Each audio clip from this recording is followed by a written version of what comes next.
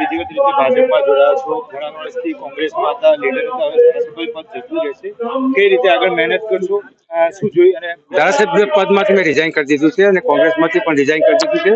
કોંગ્રેસના નેતા તરીકે આજથી હું રહ્યો નથી ને આજે હું ભારતીય જનતા પક્ષના અધ્યક્ષની આગેવાનીમાં ભારતીય જનતા પક્ષમાં જોડાઈ રહ્યો છું. ગુજરાત પનોતા પુત્ર નરેન્દ્રભાઈ મોદી અને અમિત શાહ સમગ્ર દેશને વિશ્વના નકશા ઉપર જ્યારે આટલું પ્રભાવિત રીતે મૂક્યું છે ત્યારે એમની રાજનીતિમાં, એમની વિકાસ નીતિમાં, એમની કામ કરવાની પદ્ધતિમાં, આ પાર્ટીની ડિસિપ્લિનમાં હું પ્રભાવિત થયો છું. એટલા માટે જ એમાં જોડાઈ રહ્યો છું. કોઈ પદનું લાલચ આપવામાં, કોઈ શરતો થઈ નથી, કોઈ પદની લાલચ આપવામાં આવી નથી. મારી કેપેસિટી જોઈને, મારી કેપેબિલિટી જોઈને મારું જ્યાં ઉપયોગ કરવામાં આવશે ત્યાં હું તત્પર રહીશ. કોંગ્રેસ છોડવાનું મુખ્ય કારણ શું કહી શકાય? કોંગ્રેસની વિચારધારા કરતા કોંગ્રેસની કામ કરવાની જે પદ્ધતિ છે એ પદ્ધતિ ખૂબ અટવાયેલી છે, મૂંઝવણમાં છે અથવા ભટકાયેલી છે. એને લીડરશીપ જોઈએ એ દિશા બતાવનાર કોઈ રહ્યું નથી.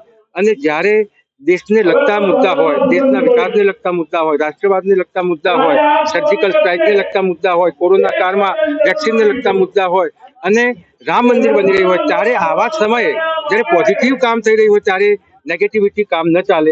અને હું જીએસ કક્ષાના અધિકારીમાંથી આવું છું કે મારી વિચારસરણી એનાથી દુઃખી હતી. એટલા માટે આપની સાથે કેટલા લોકો જોડાયા છે?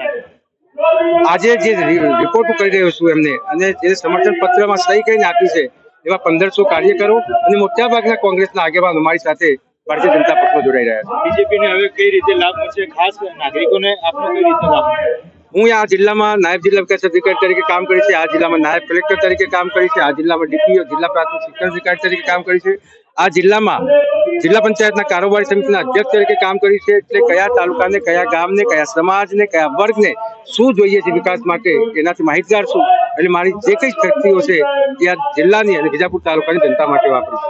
વિધાનસભાની ચૂંટણી આપ વિજાપુરથી લડી રહ્યા છો? હાલ એવું કઈ શક્ય નથી, હાલ એવું કઈ નક્કી પણ નથી. મારી જ્યાં ચૂંટણી લડવાની થશે અથવા તો જે કામ કરવાનું થશે એ કરશો.